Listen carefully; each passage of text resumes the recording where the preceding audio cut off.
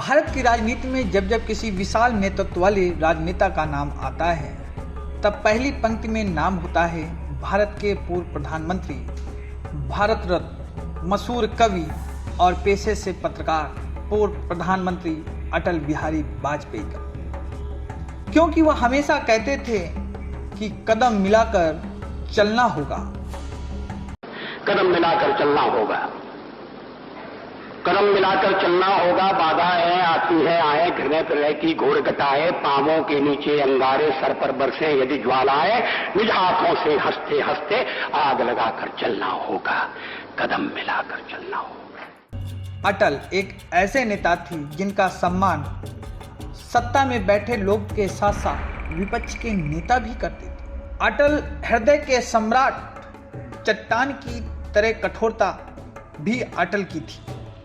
उनके बयान नपे तुले और बेबाक रहते। उनके शब्दों में वे तीखा बाण था जो विपक्षियों को शब्दों से घायल कर देते। कहते हैं कि एक दौर था जब अमेरिका और पाकिस्तान के मजबूत संबंध थे और दोनों के बीच कई समझौते हुए। तब अटल जी ने पाकिस्तान को साफ साफ चेतावनी दी थी कि वह होश में आ जाएं, नहीं तो उन्हें इसके कठोर परिणाम भुगतने होंगे। इसी चेतावनी पर कहते हुए अटल जी ने एक कविता लिखी थी और उन्होंने कहा था, चिंगारी का खेल बुरा होता है। अटल जी के इसी तीखे बयान के चलते विपक्ष उनका सम्मान करता था। इतना ही नहीं, अटल जी के भाषण के कायल मुलायम सिंह और वर्तमान में कांग्रेस के राष्ट्रीय अध्यक्ष मल्लिकार्जुन खड़गे भी हुआ करते थे। मुलायम सिंह ने कई बार अटल जी को लेकर कहा था और कहा कि अटल जी भारत के एक बेबाक नेता हैं जिनके साथ उन्हें मंचों पर कई बार बोलने का मौका मिला है। राजनीति के व्यक्ति सब तरह की बातें होती थी, बहुत अच्छा लगता था। अमर सिंह जी भी हमारे साथ रहते थे। अटल जी इसमें कोई कहने की बात नहीं, रिवाज हैं, देश के महान नेता थे और उनके अंदर इतने गुण थे कि भाषण तक कोई ऐसा दे नहीं सकता था।